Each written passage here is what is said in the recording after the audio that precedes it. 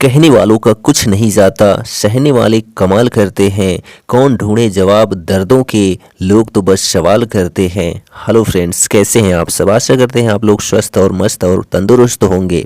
तो आज बात करने वाला हूं 5 नवंबर दिन रविवार के करंट अफेयर्स की। तो पर डे सुबह 6 बजे करंट अफेयर्स की अपडेट आपको मिल जाती है, जो कि सभी एग्जाम के लिए बहुत ही महत्वपूर्ण अपडेट होता है। तो चलिए देखते हैं आज का सेशन। तो पहला प्रश्न देखिए क्या कहता है कि एडेलगिव हुरून इंडिया परोपकार सूची 2023 में शीर्ष स्थान किस व्यक्ति का रहा है? तो यहाँ ऑप्शन देखिए क्या कहता है, शिव नाडर, अजीम प्रेमजी, निखिल कामथ या फिर जो है इनमें से कोई नहीं। तो एडेलगिव हुरून इंडिया परोपकार सूची 2023 में शीर्ष स्थान जिस व्यक्ति का रहा है वह है शिव नाडर। कौन है? शिव नाडर। तो ऑप्शन नंबर ए आपका करेक्ट हो जाता है। और दूसरे स्थान पर जो है अजीज प्रेमजी, ठीक है, रहे हैं। तो चलिए देखते हैं। तो HCL, ठीक है, HCL टेक के संस्थापक शिव नादर और उनके परिवार ने एडेलगिव हुरून इंडिया परोपकार सूची 2023 में शीर्ष स्थान बरकरार रखा है। वित्तीय वर्ष 2022-23 के लिए उन्होंने जो है कुल 2042 करोड़ रुपए का जो है पर्याप्त दान दिया है। यह लगातार 5वां वर्ष है जब नादर 78 वर्ष की आयु में जो है विशिष्ट रैंक का दावा किया है। किसने? तो शिव नादर ने। विप्रो के संस्थापक अध्यक्ष अजीज प्रेमजी और जो है उनके परिवार ने 1774 करोड़ रुपए के उल्लेखनीय दान के साथ दूसरा स्थान हासिल किया है। ठीक, और बात करते हैं तो सबसे कम आयु के जो दानी निकल कर सामने आए हैं, निखिल कामथ आए हैं, जिन्होंने 110 करोड़ रुपए का दान किया है 2022-23 में। ठीक, चलिए नेक्स्ट क्वेश्चन देखिए क्या कहता है। सेकेंड नंबर, EPFO ने जो है अपना कौन सा स्थापना दिवस मनाया है हाल ही में? तो यहाँ ऑप्शन है 70वां, 73वां, 69वां या फिर जो है 71वां। तो EPFO ने जो है अपना स्थापना दिवस जो मनाया वह 71वां स्थापना दिवस हाल ही में मनाया। तो यहाँ ऑप्शन नंबर जो आपका डी है वह करेक्ट हो जाता है। ठीक, EPFO यानी कि एम्प्लॉयज़ प्रोविडेंट फंड ऑर्गेनाइजेशन, इसका फुल फॉर्म होता है। ठीक, यह क्या होता है? तो कर्मचारी भविष्य निधि संगठन भारत सरकार के श्रम और रोजगार मंत्रालय के तहत वैधानिक निकाय है। यह भारत में जो है भविष्य निधि के विनियमन और जो है प्रबंधन के लिए जिम्मेदार है। इसकी स्थापना 4 मार्च 1952 को हुई थी। EPFO का जो है मुख्यालय नई दिल्ली में स्थित है। ठीक, चलिए नेक्स्ट क्वेश्चन है थर्ड नंबर, उत्तराखंड महोत्सव 2023 का आयोजन हाल ही में कहाँ शुरू हुआ है? तो आपके ऑप्शंस हैं देहरादून, लखनऊ, नई दिल्ली या फिर शिमला। तो उत्तराखंड महोत्सव 2023 का आयोजन हाल ही में जो है लखनऊ में शुरू हुआ है। कहाँ पर? लखनऊ में। तो ऑप्शन नंबर जो आपका बी है वह करेक्ट हो जाता है। तो मुख्यमंत्री पुष्कर सिंह धामी जो कि उत्तराखंड के मुख्यमंत्री हैं, 31 अक्टूबर को लखनऊ में उत्तराखंड महापरिषद द्वारा आयोजित उत्तराखंड महोत्सव का शुभारंभ करते हुए ऐसे आयोजनों को जो है अपनी संस्कृति को जानने तथा इसे देश व दुनिया तक पहुंचाने का बेहतरीन माध्यम बताया। यह महोत्सव 31 अक्टूबर से लेकर जो है 9 नवंबर तक 10 दिवसीय महोत्सव है, जो कि लखनऊ में हाल ही में आयोजित हुआ है। ठीक, चलिए नेक्स्ट क्वेश्चन है। चौथा नंबर प्रश्न देखिए क्या कहता है कि WHO के दक्षिण पूर्व एशिया क्षेत्र का नेतृत्व किसके द्वारा किया जाएगा? तो यहाँ ऑप्शन है देविका अख्तर, सोनिया बानो, शाइमा वाजिद या फिर इनमें से कोई नहीं। तो WHO के दक्षिण पूर्व एशिया क्षेत्र का नेतृत्व जो है वह शाइमा वाजिद के द्वारा किया जाएगा। तो ऑप्शन नंबर सी आपका करेक्ट हो जाता है।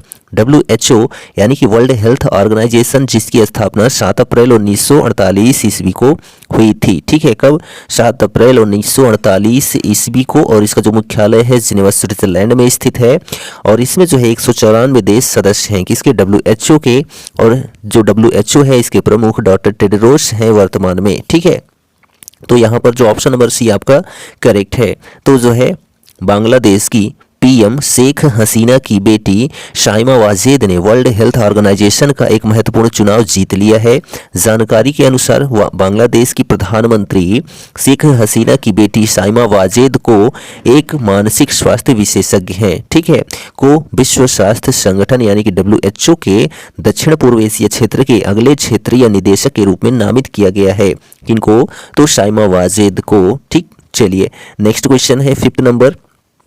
40वां अंटार्कटिका वैज्ञानिक अभियान हाल ही में किस देश के द्वारा शुरू किया गया है? यहाँ ऑप्शन है ऑस्ट्रेलिया, भारत, सिंगापुर या फिर चीन। तो 40वां अंटार्कटिका वैज्ञानिक अभियान हाल ही में जो है चीन देश द्वारा शुरू किया गया है। किसके द्वारा? तो चीन देश द्वारा। ऑप्शन नंबर डी आपका करेक्ट हो जाता है।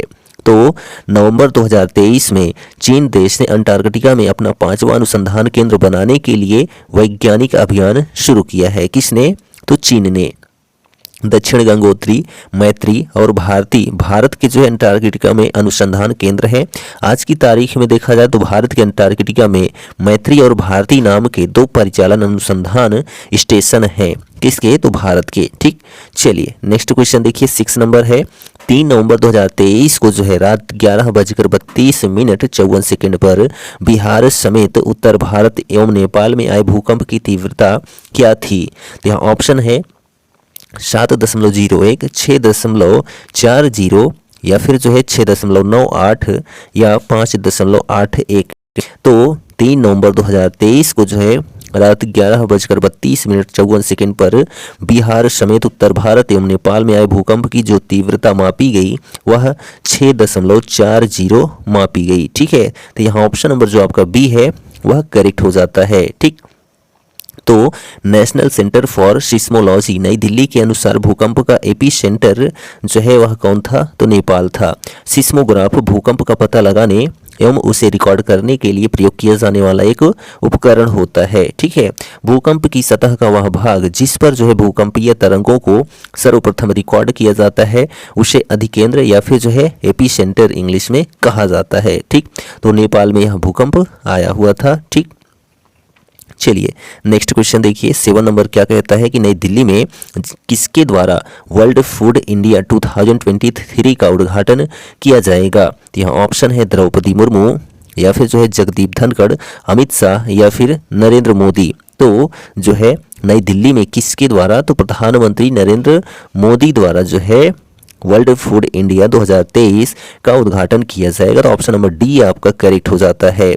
तो प्रधानमंत्री श्री नरेंद्र मोदी जी ने जो है 3 नवंबर को नई दिल्ली के प्रगति मैदान स्थित भारत मंडपम में mega food event world food India 2023 के दूसरे संस्करण का उद्घाटन किया। कब? 3 नवंबर को। किसके द्वारा? तो प्रधानमंत्री नरेंद्र मोदी के द्वारा किया गया।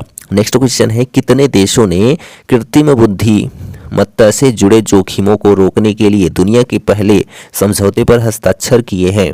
यहाँ ऑप्शन है 28 देश, 25 देश या फिर जो है 32 देश या 35 देश। तो कितने देशों ने? तो 28 देशों ने। ठीक है, 28 देशों ने जो है कृत्रिम बुद्धिमत्ता से जुड़े जोखिमों को रोकने के लिए दुनिया के सब पहले समझौते पर हस्ताक्षर किया है। तो यहाँ ऑप्शन नंबर ए आपका करेक्ट हो जाता है। तो भारत, अमेरिका, ब्रिटेन और यूरोपीय संघ सहित कुल 28 देशों ने जो है कृत्रिम बुद्धिमत्ता से जुड़े जोखिमों को जो है रोकने के लिए दुनिया के पहले समझौते पर हस्ताक्षर किया है। ठीक, चलिए 9 नंबर क्वेश्चन क्या कहता है? किसी राज्य के पुलिस डायरेक्टर जनरल यानी कि डीजी की नियुक्ति के लिए किसने दिशा निर्देशों में संशोधन किया है? यह ऑप्शन है यूपीपीएससी, यूपीएससी, यूपीएससी या फिर जो है नन ऑफ दीज। तो किसी राज्य के पुलिस डायरेक्टर जनरल के नियुक्ति के लिए जो है किसने? तो जो है यूपीएससी ने। ठीक है, यूनियन पब्लिक सर्विस कमीशन ने जो है दिशा निर्देशों में संशोधन किया है। तो ऑप्शन नंबर बी आपका करेक्ट हो जाता है। तो यूपीएससी चेयरमैन जो वर्तमान में है मनोज सोनी है। कब से है? तो 23 मई 2023 से कार्यरत हैं। यूपीएससी यानी कि यूनियन पब्लिक सर्विस कमीशन संघ लोक सेवा आयोग है। ठीक है, आज़ादी के तत्पश्चात 26 अक्टूबर 1950 ईस्वी को जो है लोक सेवा आयोग के नाम में संशोधन कर संघ लोक सेवा आयोग रखा गया। इस संशोधन का संबंध जो है संविधान के अनुच्छेद 315 में है। यूपीएससी के कार्य का संबंध जो है संविधान के अनुच्छेद 320 में वर्णित है। ठीक, चलिए नेक्स्ट क्वेश्चन है 10 नंबर की वुमेन्स एशियन चैंपियंस ट्रॉफी के सेमीफाइनल में भारत का मुकाबला किस देश से होगा? तो यहाँ ऑप्शन है उत्तर कोरिया, दक्षिण कोरिया, पाकिस्तान या फिर जो है बांग्लादेश। तो वुमेन्स एशियन चैंपियंस ट्रॉफी के सेमीफाइनल में भारत का मुकाबला जो है वह दक्षिण कोरिया से होगा। किससे होगा? तो दक्षिण कोरिया से। तो ऑप्शन नंबर जो आपका यहाँ पर बी है वह करेक्ट हो जाता है। ठीक है, तो दक्षिण कोरिया की जो कैपिटल है वह सियोल है। क्या है? सियोल है। और जो प्रधानमंत्री हैं हान डक-सू हैं। ठीक है, कहाँ के? दक्षिण कोरिया के। और वान जो होती है वह करेंसी है। ठीक है, और उत्तर कोरिया की कैपिटल प्योंगयांग है। और यहाँ के जो शासक हैं किम जोंग हैं। और यहाँ की भी जो मुद्रा यानी करेंसी है वह वान है। कहाँ की? उत्तर कोरिया की। ठीक है, तो यहाँ पर ऑप्शन नंबर बी दक्षिण कोरिया करेक्ट हो जाता है। तो वीमेंस एशियंस चैंपियंस ट्रॉफी 2023 के सेमीफाइनल में 2 मुकाबले खेले जाएंगे। भारत और कोरिया के बीच फाइनल के लिए जंग होगी और दूसरी ओर जो है चीन और जापान की टीमें फाइनल में जगह बनाने के लिए आपस में भिड़ेंगी। ठीक, चलिए नेक्स्ट क्वेश्चन है 11 नंबर। आरबीआई के अनुसार कितने प्रतिशत 2000 रुपए के नोट वापस आ चुके हैं? यहाँ ऑप्शन है 87%, 90% या फिर 97% या 99%। तो आरबीआई के अनुसार कितने प्रतिशत? तो जो है 97% 2000 रुपए के नोट जो है वापस आ चुके हैं। ठीक है, तो यहाँ ऑप्शन नंबर सी आपका करेक्ट हो जाता है। 2000 नोट की खासियत क्या थी? तो 66 mm से जो है 166 mm मैजेंटा यानी कि बैंगनी लाल, जिसको हम गुलाबी भी कह सकते हैं, रंगीन नोट है जिसमें महात्मा गांधी, अशोक स्तंभ प्रतीक और भारतीय रिजर्व बैंक के गवर्नर के हस्ताक्षर होते हैं। इसमें ब्रेल प्रिंट है। मुद्रा की पहचान करने में दृष्टि से चुनौतीपूर्ण सहायता करता है। ठीक, चलिए नेक्स्ट क्वेश्चन है 12 नंबर। कौन सा देश अपने क्रिकेट इतिहास में पहली बार चैंपियंस ट्रॉफी खेलेगा? तो यहाँ ऑप्शन है नीदरलैंड, बांग्लादेश या फिर जो है अफगानिस्तान या श्रीलंका। तो कौन सा देश? तो जो है अफगानिस्तान। ठीक है, कौन? अफगानिस्तान जो है देश अपने क्रिकेट इतिहास में पहली बार चैंपियंस ट्रॉफी खेलेगा। तो यहाँ ऑप्शन नंबर जो आपका सी है वह करेक्ट हो जाता है। ठीक है, कौन खेलेगा? तो अफगानिस्तान खेलेगा। ठीक, तो ऑप्शन नंबर सी आपका करेक्ट है। नेक्स्ट क्वेश्चन देखिए 13 नंबर। नवंबर 2023 में केरल ज्योति पुरस्कार से किस लेखक को सम्मानित किया गया? यहाँ ऑप्शन है वेंकटेश शास्त्री, टी पद्मनाभन, दिनेश चक्रवर्ती या इनमें से कोई नहीं। तो नवंबर 2023 में केरल ज्योति पुरस्कार से किस लेखक को सम्मानित किया गया? तो टी पद्मनाभन को सम्मानित किया गया। तो यहाँ ऑप्शन नंबर बी आपका करेक्ट हो जाता है। तो राज्य का जो है यह सर्वोच्च नागरिक सम्मान पद्मनाभन को मलयालम साहित्य में उनके असाधारण योगदान के लिए प्रदान किया गया। केरल सरकार ने कई अन्य पुरस्कारों की भी घोषणा की है जिन्हें केरल पुरस्कार से नाम से जाना जाता है, जो सामाजिक जीवन के विभिन्न पहलुओं में उल्लेखनीय योगदान देने वाले व्यक्तियों को दिए जाते हैं। उल्लेखनीय पुरस्कार विजेताओं में न्यायमूर्ति जो कि सेवानिवृत्त हो चुके हैं एम फातिमा बीबी और जो है नटराज कृष्णमूर्ति, जिन्हें सूर्या कृष्णमूर्ति के नाम से भी जाना जाता है, ये सभी शामिल हैं। ठीक, चलिए नेक्स्ट क्वेश्चन है 14 नंबर। दुनिया की पहली यात्री फ्लाइंग टैक्सी EH216S को किस देश ने मंजूरी दी है? यहाँ ऑप्शन है चीन, जापान, इजराइल या फिर जो है रूस। तो दुनिया की पहली यात्री फ्लाइंग टैक्सी EH216S को जो है चीन देश ने मंजूरी दी है। किसने?